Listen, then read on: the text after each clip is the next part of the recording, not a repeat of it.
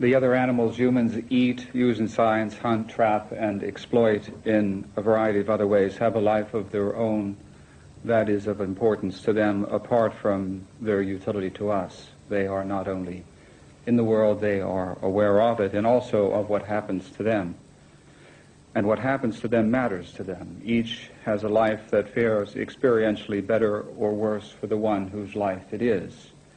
Like us, they bring a unified psychological presence to the world. Like us, they are some bodies, not some things. In these fundamental ways, the non-human animals in labs and on farms, for example, are the same as human beings. And so it is that the ethics of our dealings with them and with one another must rest on some of the same fundamental moral principles. At its deepest level, an enlightened human ethic is based on the independent value of the individual. To treat human beings in ways that do not honor their independent worth, to reduce them to the status of tools or models or commodities, for example, is to violate that most basic of human rights, the right to be treated with respect. The philosophy of animal rights demands only that logic be respected, for any argument that plausibly explains the independent value of human beings implies that other animals have the same value and have it equally. And any argument that plausibly explains the right of humans to be treated with respect also implies that these other animals have this same right and have it equally also. As a result of select media coverage in the past, to which this evening's debate is a notable and praiseworthy exception, the general public has tended to view advocates of animal rights in exclusively negative terms. We are anti-intellectual, anti-science, anti-rational, anti-human. We stand against justice and for violence. The truth, as it happens, is quite the reverse. The philosophy of animal rights is on the side of reason. For it is not rational to discriminate arbitrarily. And discrimination against non-human animals is demonstrably arbitrary. It is wrong to treat weaker human beings, especially those who are lacking in normal human intelligence, as tools or models, for example. It cannot be rational, therefore, to treat other animals as if they were tools, models, and the like, if their psychology is as rich as or richer than these human beings. The philosophy of animal rights is pro, not anti-science. This philosophy is respectful of our best science in general and of evolutionary biology in particular. The latter teaches that, in Darwin's words, humans differ from many other animals in degree and not in kind. Questions about line drawing to one side, it is obvious that the animals used in laboratories, raised for food, and hunted for pleasure or trapped for profit, for example, are our psychological kin. This is not fantasy. This is fact, supported by our best science. The philosophy of animal rights stands for, not against, justice. We are not to violate the rights of the few so that the many might benefit. Slavery allows this. Child labor allows this. All unjust social institutions allow this, but not the philosophy of animal rights, whose highest principle is that of justice. The philosophy of animal rights stands for peace and against violence. The fundamental demand of this philosophy is to treat humans and other animals with respect. This philosophy, therefore, is a philosophy of peace, but it is a philosophy that extends the demand for peace beyond the boundaries of our species.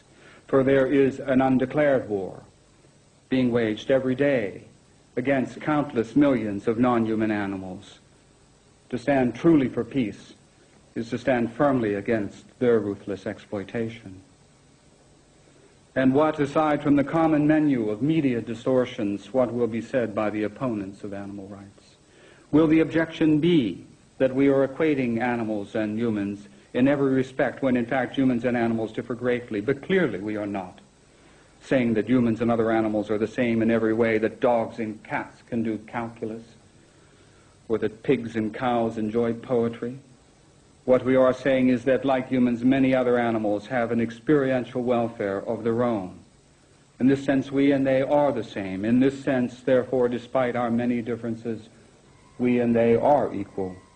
Will the objection be that we are saying that every human and every animal has the same rights, that chickens should have the right to vote, and pigs the right to ballet lessons? But of course we are not saying this. All we are saying is that these animals and humans share one basic moral right, the right to be treated with respect. Will the objection be that because animals do not respect our rights, we therefore have no obligation to respect their rights either. But there are many human beings who have rights and are unable to respect the rights of others. Young children and the mentally enfeebled and deranged of all ages. In their case, we do not say that it is perfectly all right to treat them as tools or models or commodities because they do not honor our rights. On the contrary, we recognize that we have a duty to treat them with respect. What is true of cases involving these human beings is no less true of cases involving other animals. Will the objection be that if other animals do have more, even if other animals do have moral rights, there are other more important things that need our attention? World hunger and child abuse, for example, apartheid, drugs, violence to women, the plight of the homeless. After we take care of these problems, then we can worry about animal rights. This objection misses the mark, for the rank and file of the animal rights movement is composed of people whose first line of service is human service, doctors, nurses, and other healthcare professionals, people involved in a broad range of social services, from rape counseling to aiding victims of child abuse or famine or discrimination, teachers at every level of education, ministers, priests, rabbis, as the lives of these people demonstrate. Dr. Reygan, could you do your best to bring your remarks to a close? The choice thoughtful people face is not between either helping humans or helping other animals. One can do both. We should do both. Is it rational, impartial, scientifically informed? Does it stand for peace and against injustice? To all these questions, the answer is an unqualified yes. And as for the objections that are raised against this philosophy, are those who accept it able to offer rational, informed answers? Again, the answer is yes. In the battle of ideas, the philosophy of animal rights wins, its critics lose. It remains to be seen which side emerges as the victor in the ongoing political battle between what is just and what is not.